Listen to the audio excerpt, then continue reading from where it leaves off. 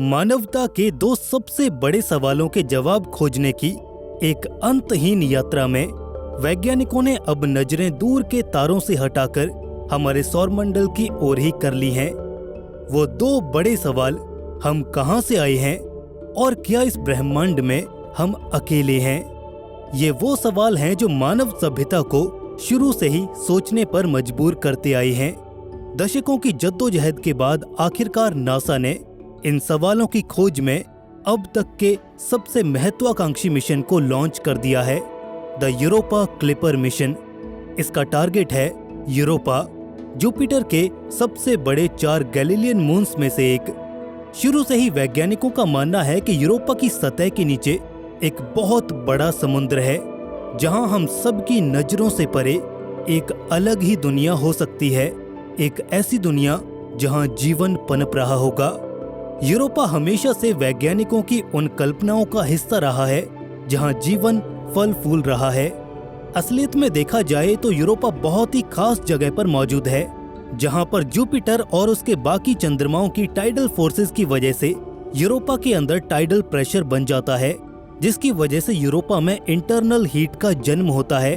और इसी गर्मी की वजह से यूरोपा की सतह के नीचे सब सरफेस ओशंस बने हुए हैं, जहां हाइड्रोथर्मल वेंट्स जीवन के पनपने की परफेक्ट कंडीशंस को जन्म देते हैं। द यूरोपा क्लिपर स्पेसक्राफ्ट से हम इस जमी हुई दुनिया को फाइनली डिटेल में स्टडी कर पाएंगे और वहां पर लाइफ के बेसिक एलिमेंट्स जैसे कि ऑर्गेनिक कंपाउंड्स की खोज भी कर पाएंगे। बिल नाय, जो कि साइंस एडवोकेट और प्लेनेटरी सोसाइटी के सीईओ हैं, उन्होंने एक बार कहा था कि अगर हमने किसी दूसरी जगह या फिर ग्रह पर जीवन खोज लिया तो वो इस ग्रह के जीवन को पूरी तरह से बदल देगा। और यूरोपा क्लिपर का मिशन भी यही है। ये नासा का अब तक का सबसे बड़ा इंटरप्लेनेटरी मिशन है। करीब $5 बिलियन की लागत से बना ये फ्लैगशिप प्रोजेक्ट स्पेसएक्स के फाल्कन हैवी रॉकेट से 14 अक्टूबर सन 2024 को लॉन्च कर दिया गया है। एक बार जब ये सन 2030 तक जुपिटर सिस्टम तक पहुंच जाएगा, ये यूरोपा के 49 फ्लाईबाय परफॉर्म करेगा और हमें यूरोपा की अब तक की सबसे डिटेल्ड इमेजेस और ऑब्जर्वेशनल डेटा भेजेगा। ये मिशन सिर्फ साइंस के बारे में नहीं है, ये मिशन स्पेस एक्सप्लोरेशन के फ्यूचर के बारे में है। हम इंसानों की इस अनंत ब्रह्मांड में औकात के बारे में है।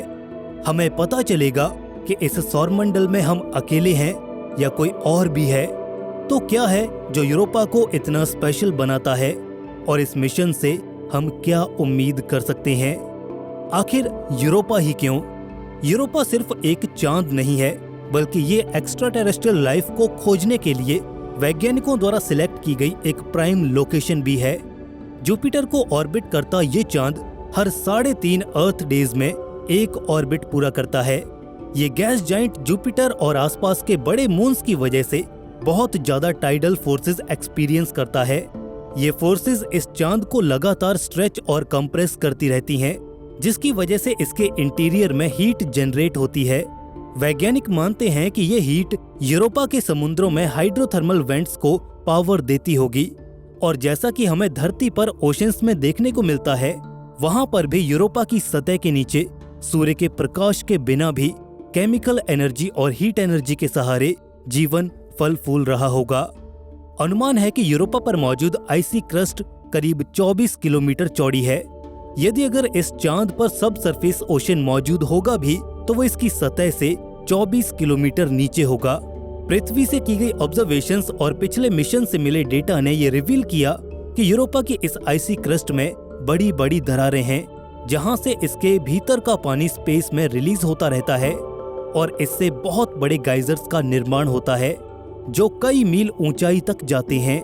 गाइजर से निकल रहे इस पानी में ऑर्गेनिक मॉलिक्यूल्स होने की संभावना काफी बढ़ जाती है, क्योंकि ये सीधा इसके नीचे मौजूद सब सरफेस ओशन से जुड़े हुए हैं। यदि अगर यूरोपा पर ऑर्गेनिक कंपाउंड्स मौजूद हैं, इवन माइक्रोबियल लाइफ भी, तो ये बायोलॉजी की हमारी समझ को पूरी तरह से बदल कर रख देगा। धरती पर जहाँ भी पानी मिलता है, वहाँ जीवन लाजमी मिल ही जाता है, गर्म से गर्म रेगिस्तान से लेकर ठंडे ग्लेशियर्स तक। लेकिन क्या जीवन की ये परिभाषा यूरोपा के छिपे हुए ओशंस पर भी फिट बैठती है या नहीं? यूरोपा क्लिपर मिशन जुपिटर के इस चांद पर लाइफ के उन केमिकल सिग्नेचर्स की तलाश करेगा जो इसकी सतह से 16 मील तक स्पेस में फैले हुए हैं। इसके इंस्ट्रूमेंट्स यूरोपा की ग्रेविटी और मैग्नेटिक फील्ड को भी मेजर करेंगे, जिससे कि यूरोपा की सब सरफेस ओशंस की गहराई और इससे जुड़े कई रहस्यों से पर्दा हटाया जा सके। यूरोपा के गाइजर्स में से निकलने वाले प्ल्यूम्स में पाए जाने वाले मॉलिक्यूल्स को एनालाइज करके वैज्ञानिक ये पता कर पाएंगे कि इस चांद पर जीवन के लिए जरूरी कंडीशंस मौजूद हैं भी या नहीं। ये मिशन यूरोपा पर सिर्फ ओशंस की मौजूदगी का पता लगाने के लिए नहीं है, बल्कि ये समझने के बारे में है कि वो ओशन यूरोपा की ठंडी क्रस्ट से कैसे इंटरैक्ट करता होगा, आखिर उसकी गर्म कोर में और कौन कौन सी प्रोसेसेस चल रही हैं। अपने 4 साल के मिशन के दौरान क्लिपर हमें वो डेटा प्रोवाइड करने वाला है जो हमें यूरोपा के हैबिटेबल होने का सबूत देगा। लिक्विड वाटर, हीट और पोटेंशियल ऑर्गेनिक मॉलिक्यूल्स के साथ यूरोपा एक बहुत ही आकर्षक संभावना पेश करता है कि जीवन धरती के परे भी एग्जिस्ट कर सकता है। सूरज की रोशनी से बहुत दूर एक मोटी बर्फ की परत के नीचे छिपा हुआ। The Europa clipper mission from idea to reality. The Europa clipper mission दशकों की साइंटिफिक एडवोकेसी और लगातार किए गए एफर्ट्स का ही नतीजा है। इनफैक्ट वैज्ञानिक तो सन 2000 के दशक के शुरुआत से ही नासा को यूरोपा को एक्सप्लोर करने के लिए मिशन भेजने का आग्रह कर रहे थे, लेकिन दूसरे एम्बिशियस मिशंस की तरह ही इस आइडिया ने भी बहुत सी चुनौतियों का सामना किया, स्पेशली बजट से संबंधित बाधाओं के चलते। सन 2015 में एक बार साइंस एडवोकेट बिल नाई को मौका मिला प्रेसिडेंट ओबामा से मिलने का। मरीन वन पर अर्थ डे के मौके पर उनकी मीटिंग होने वाली थी, लेकिन बिल नाई ने मौके का फायदा उठाया और यूरोपा मिशन की वकालत कर डाली। प्लैनेटरी सोसाइटी में उनके सहयोग और दूसरे वैज्ञानिकों के एफर्ट्स को देखते हुए उन्हें इस मिशन को एग्जीक्यूट करने की मंजूरी दे दी गई। हालांकि ये जर्नी इतनी आसान नहीं थी।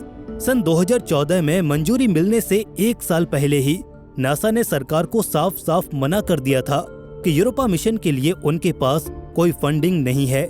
अगले ही साल इस मिशन के लिए $100 मिलियन एजेंसी को मिल जाते हैं ताकि इस काम को शुरू किया जा सके। जेट प्रोपल्शन लेबोरेटरी को प्लैनेटरी एक्सप्लोरेशन में उसकी एक्सपर्टीज को देखते हुए स्पेसक्राफ्ट बनाने का काम सौंपा गया। तो इस तरह से ये सफर शुरू हुआ और आज ये स्पेसक्राफ्ट स्पेस में अपने गंतव्य की ओर आगे बढ़ रहा है। जुपिटर तक अपनी 5.5 साल तक चलने वाली इस यात्रा में ये स्पेसक्राफ्ट 2025 में मार्स को स्लिंगशॉट करेगा और दोबारा हमारी ही तरफ यानी कि धरती की ओर ही वापस आएगा। सन 2026 में ये दोबारा धरती को फ्लाई बाय करेगा और जरूरी स्पीड गेन करके ये जुपिटर की ओर ही निकल जाएगा। सन 2030 तक ये स्पेसक्राफ्ट जुपिटर सिस्टम तक पहुंच जाएगा।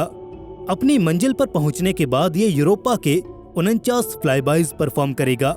हर फ्लाईबाय के दौरान ये स्पेसक्राफ्ट यूरोपा के और करीब आता जाएगा, जिससे ये चांद की हाई रेजोल्यूशन इमेजेस कैप्चर कर पाएगा और प्रिसाइज मैपिंग और रीडिंग्स भी ले पाएगा।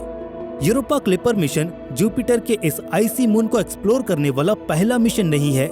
इससे पहले सन 1990 के दशक में गैलीलियो प्रोब ने यूरोपा को एक्सप्लोर किया था और तब वैज्ञानिकों को पहली बार ये संकेत मिले थे कि ये चांद सिर्फ बर्फ के अलावा भी बहुत कुछ है। इसकी सतह के नीचे समुद्र हो सकता है। उस समय की गई ये खोज वैज्ञानिकों के लिए द यूरोपा क्लिपर मिशन का आधार बन गई। क्लिपर मिशन कैसे जीवन की खोज करेगा? जीवन के निशानों को खोजने के लिए Europa clipper mission state of the art instruments का इस्तेमाल करने वाला है। जैसे ही ये यूरोपा को फ्लाई बाय करेगा, ये उस चांद के मैग्नेटिक फील्ड और ग्रेविटी के डेटा को कलेक्ट करेगा, जिसके इसकी सतह के नीचे छिपे महासागर की मौजूदगी का पता चल पाएगा। और इसके अलावा हम इस छिपे हुए समुद्र की गहराई का भी पता लगा पाएंगे। इस मिशन का सबसे एक्साइटिंग पार्ट ये है कि इस मिशन से हम यूरोपा के बड़े बड़े गाइजर्स को भी स्टडी कर पाएंगे। इन गाइजर से निकलने वाला पानी मीलों की ऊंचाई तक स्पेस में भी जाता है, जिसमें शायद माइक्रोबियल लाइफ या फिर ऑर्गेनिक कंपाउंड्स तक मौजूद हो सकते हैं। क्लिपर मिशन इस पानी के सैंपल्स को इकट्ठा कर एनालाइज करेगा और इसमें अमीनो एसिड्स की मौजूदगी का पता लगाएगा। अमीनो एसिड्स को लाइफ का बिल्डिंग ब्लॉक भी कहा जाता है। यदि क्लिपर मिशन इसमें सफल हो जाता है तो पृथ्वी के बाहर जीवन होने का वो पहला सबूत होगा। स्पेसक्राफ्ट ये भी स्टडी करेगा कि यूरोपा के ओशंस, इसकी ऊपरी सतह यानी कि बर्फ की बनी हुई क्रस्ट और इसके नीचे की सतह यानी कि हीटेड मेंटल से कैसे इंटरेक्ट करती हैं। क्लिपर मिशन रेडियो वेव्स की हेल्प से आइस को पेनिट्रेट करेगा और इसके नीचे की सरफेस का मैप बनाएगा, जैसे कि एक्सरेज मशीन के द्वारा हमारी बॉडी को स्कैन किया जाता है। ये अपने 4 साल के मिशन के दौरान जुपिटर को कुल 80 बार ऑर्बिट करेगा। हर बार ये जुपिटर और यूरोपा के बारे में हमें नई नई डिटेल्स देगा, इसकी जियोलॉजी और पोटेंशियल हैबिटेबिलिटी के बारे में भी। इस डेटा की हेल्प से वैज्ञानिक एक मॉडल बना पाएंगे कि आखिर यूरोपा के ओशंस कैसे फंक्शन करते हैं और क्या ये जीवन यानी कि लाइफ को सस्टेन कर सकते हैं। सन 2034 तक जब ये मिशन अपने आखिरी पड़ाव पर होगा, तब इसे इंटेंशनली जुपिटर के दूसरे चांद गैनीमेड पर क्रैश करवा दिया जाएगा। हालांकि मिशन की कॉस्ट और स्पेसक्राफ्ट की कंडीशन को देखकर इस मिशन को एक्सटेंड भी किया जा सकता है। हर एक फ्लाईबाय के साथ ये क्लिपर मिशन हमारे उस पुराने सवाल के जवाब की खोज के करीब आता जाएगा। क्या हम इस ब्रह्मांड में अकेले हैं? और इससे होने वाली हर एक खोज के बाद हम पृथ्वी से परे मौजूद दुनियाओं को समझना शुरू कर देंगे। द यूरोपा क्लिपर मिशन किसी साइंटिफिक एंडेवर से कहीं ज्यादा है। ये इंसानी जिज्ञासा और दृढ़ निश्चय का प्रतीक है। दशकों तक वैज्ञानिक इस मिशन की वकालत करते रहे और इसे एक आइडिया से वास्तविक दुनिया में लाने के लिए संघर्ष करते रहे। ये आशाओं का मिशन है कि हमें यूरोपा पर कुछ तो जरूर मिलने वाला है। ये भले ही आज जुपिटर की एक लंबी यात्रा पर निकल चुका है, लेकिन इस एक मिशन ने हजारों वैज्ञानिकों के सपनों को संजोए रखा है। अगर क्लिपर सफल होता है तो स्पेस एक्सप्लोरेशन के एक नए युग का आरंभ होगा। दूसरे आइसी वर्ल्ड्स के लिए भी मिशन भेजने की तैयारियां शुरू हो जाएंगी, हमारे सोलर सिस्टम और इसके बाहर भी। और यदि गलती से भी अगर हमने लाइफ का एक छोटा सा साइन भी ढूंढ निकाला, तो ये इंसानी इतिहास तक को बदल कर रख देगा। ये खोज तो अभी शुरू हुई है, लेकिन ये मिशन स्पेस एक्सप्लोरेशन के मायने बदलने वाला है। दोस्तों, आपके क्या विचार हैं इस मिशन को लेकर? हमें कमेंट सेक्शन में जरूर बताइएगा। ऐसे ही और वीडियोस के लिए चैनल को सब्सक्राइब करके बेल नोटिफिकेशन इनेबल जरूर कर लें।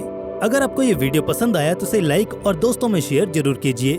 दोस्तों, जल्द मिलेंगे ऐसे ही एक और नए इन्फॉर्मेटिव वीडियो के साथ।